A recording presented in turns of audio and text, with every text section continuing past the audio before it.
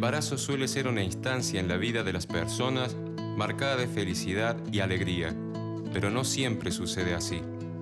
Cuando la maternidad se anticipa, puede convertirse en un problema, sobre todo si hablamos de menores de 20 años. Tenía 17 cuando quedé embarazada. Fue, digamos, porque no nos cuidamos y, bueno, quedé embarazada. A los 17, ya casi cumpliendo los 18.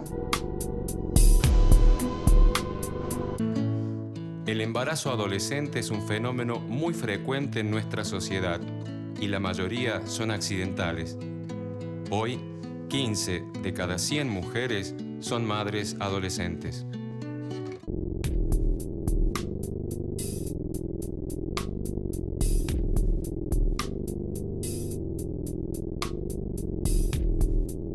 Tenía 17 cuando quedé embarazada y no, fue de casualidad, improviso.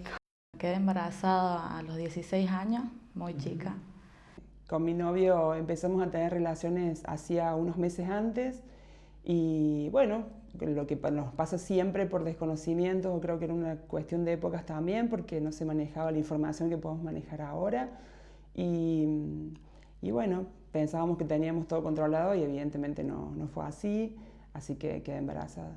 Hacía poco que estábamos de novios, entre 6 y 7 meses, más de eso no era. Y bueno, ella me contó, creo que bastante contenta de que estaba embarazada y no lo tomé de la misma manera.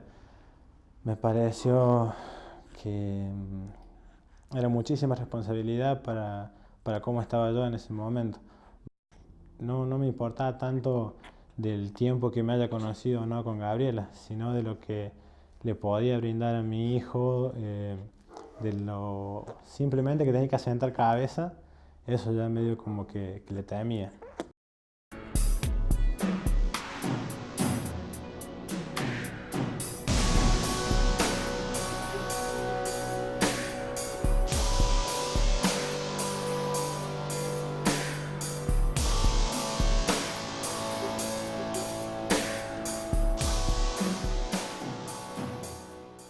Hay investigaciones que muestran que en la mayoría de los casos se dan en un marco de una pareja de similar edad, donde no es un hecho planificado, pero sin embargo no se han tomado medidas preventivas. Por distintas causas, por dificultades para acceder a métodos anticonceptivos, por falta de conocimiento fehaciente sobre esos métodos anticonceptivos y también por cuestiones de dificultades sobre todo en las chicas, para negociar o defender una posición de autocuidado. Muchas veces las primeras relaciones sexuales se dan en el marco de cierta coacción, no necesariamente física y muy invisible, que tiene que ver con la presión de los varones hacia las chicas. Y que las chicas terminan accediendo a tener relaciones sexuales sin estar convencidas, sin tener autonomía. Lo otro que se observa mucho también y que aparece en las investigaciones sobre el tema es racionalizaciones en los chicos, tales como, bueno, yo lo hice porque no puedo ser distinto al grupo y la mayoría de mi grupo lo ha hecho y yo quedo como el ñoño si no lo hago. Una fiesta sin condones, en la playa, todo vale. Tenemos que entender que la personalidad del adolescente es como si fuese del partido de la oposición. No sabe de qué se trata, pero se opone. Entonces, cuando uno le dice algo, no siempre logra encontrar un terreno fértil. Muchas veces se opone tan solo porque se le exigió, se le dijo que hiciera tal o cual cosa. Y ahí es donde empiezan los riesgos. El riesgo de no entender que cualquier relación sexual sin protección, en cualquier momento, puede tener la posibilidad de una gestación. Y por lo tanto, si no es buscada ni es deseada, yo creo que pasa a ser un problema posterior. Estoy embarazada.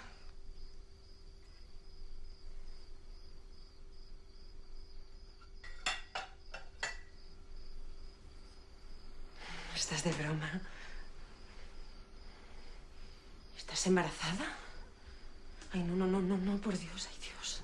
Ay, no me hagas esto, esto es lo que me faltaba, es que no... ¿Y cómo ha sido? Ha pasado y ya está. ¿Que quién es el padre? Mi novio. Se llama Fran. Tiene 20 años y es Dios. Es Dios. Y claro, como es Dios, pues no se pone un condón. Un embarazo no buscado, no deseado, es un gran problema para el adolescente porque interfiere en su proyecto de vida, de la familia, de la sociedad. Obviamente les cayó mal porque al principio muy chica y su primer nieto iba a ser, pero bueno, mi vida se cortaba en gran parte. En términos generales, yo te diría que el embarazo en la adolescencia, por lo general, trunca bastante el proyecto de vida. Realizarme como mujer o los sueños que yo tenía y no, quedaron así como guardados en un placar y los pude sacar muchísimos años después, ¿no? Se despiertan siendo mujeres y hombres de matrimonios apresurados y poco durables o en muchos casos madres solas. Mi embarazo, yo la pasé, o sea, bien en el sentido que nunca tuve síntomas de nada, siempre la pasé muy bien, pero imagínate el quedarte sola en cierto sentido, que tu pareja no esté con vos, se siente mal. Con mi compañero en la vida, con su papá, nos separamos a los 24 años, él tenía 25, pero fue por una cuestión de madurez, ¿no? Los dos fuimos culpables, los dos tuvimos mucha responsabilidad de eso y bueno, entonces no podía yo hacerme el lado y decir nada.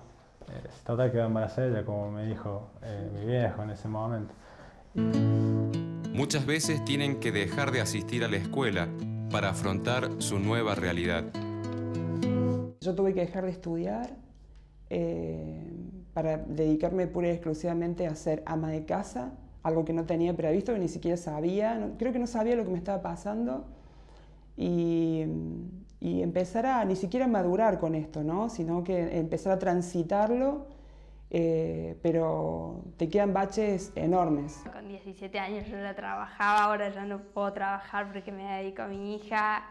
Por tema de tiempo, porque me dediqué a lleno a los chicos, digamos. Me ha encantado seguir estudiando, pero primero estaba mi hija.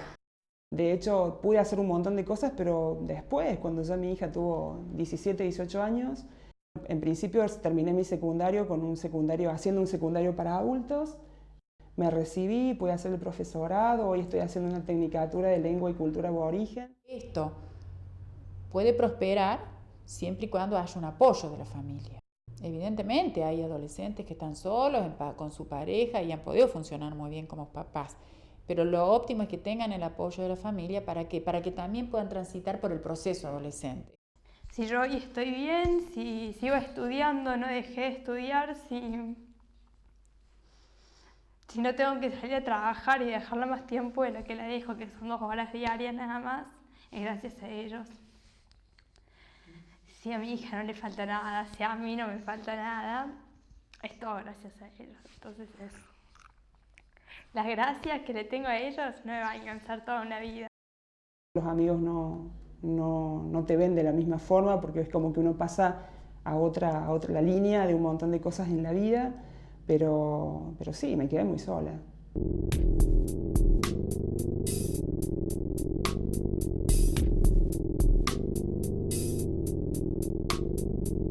Los abuelos tienen que oficiar de padres, y después que se pasa el periodo idílico de la maternidad del adolescente con este bebé, bueno, el adolescente empieza a tener necesidades típicas de todos los adolescentes, salir, tener sus experiencias, andar, trabajar, estudiar, depende. Prácticamente mi mamá fue la que la crió a mi hija, por eso a partir de que ella cumple 1 año yo tuve que salir a trabajar.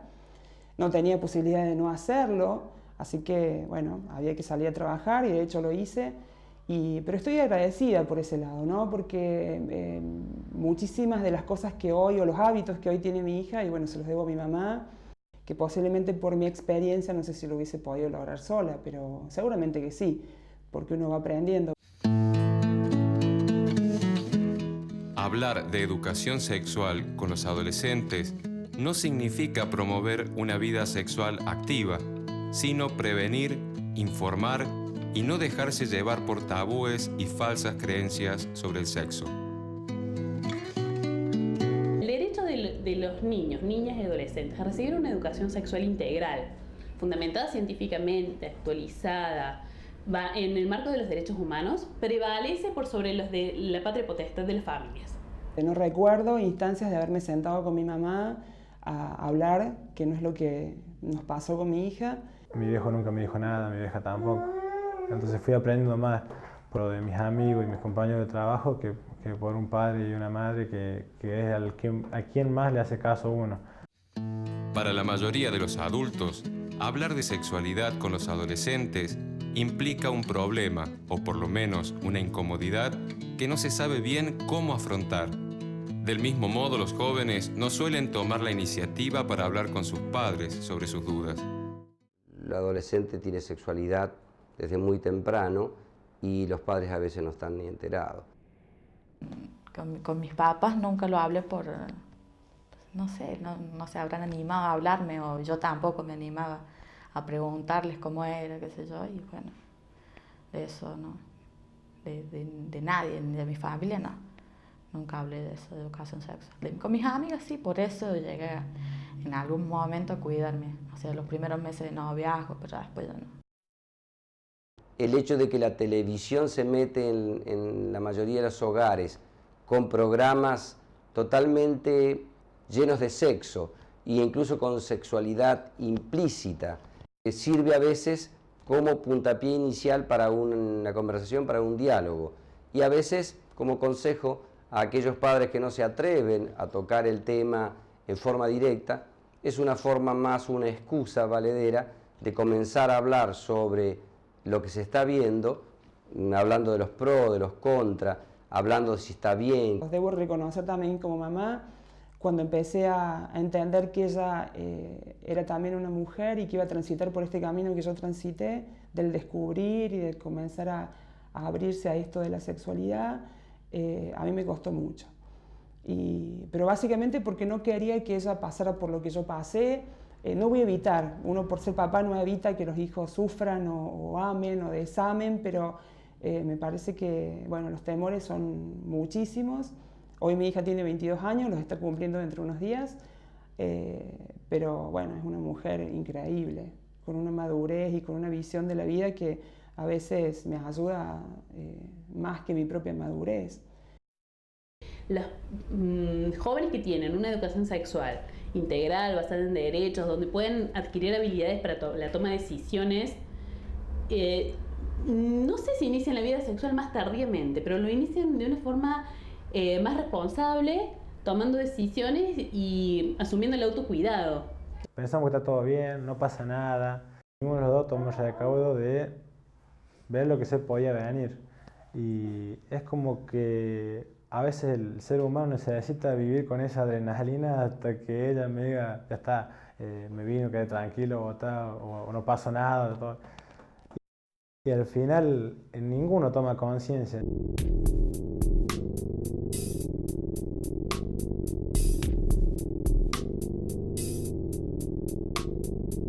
La omnipotencia en la adolescencia, esto de pensar que no te va a pasar. En un punto que, bueno, por alguna cuestión mágica te vas a salvar vos de las enfermedades, de los embarazos. Pensábamos que no los iba a pasar, hasta que pasa.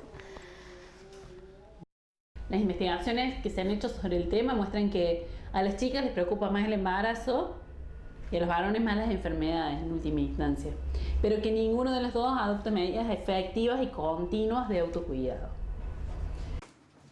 ¿Te has quedado embarazada? ¿Has visto mi camiseta azul? No me fastidies. ¿De cuánto estás? De 4 semanas. ¿Tú eres tonta? No me lo puedo creer. Pero tú estás tonta, hija. No tomas precauciones. No quería quedarme. El mejor método anticonceptivo es el que uno elige porque es al que más se va a ser responsable. De nada vale que yo le exija a un adolescente o a cualquier mujer que tome anticonceptivos orales, que son siempre secuenciales, la mayoría, 21 días de tomas de anticoncepción con 7 días de descanso, si la paciente es totalmente olvidadiza, si es totalmente irresponsable. ¿Qué método anticonceptivo es el mejor? ¿Cuáles son los métodos más aconsejables? Cada pareja o cada mujer que quiere hacer anticoncepción debería hacer una consulta con su médico. Él le debería explicar cuáles son la gama de métodos anticonceptivos que se pueden adaptar a ella, aquellos que no tienen contraindicación para la paciente, y ella deberá elegirlo con su pareja, si es una pareja estable, para ponerse de acuerdo, o sola en caso de que quiera hacer anticoncepción y no tenga pareja estable.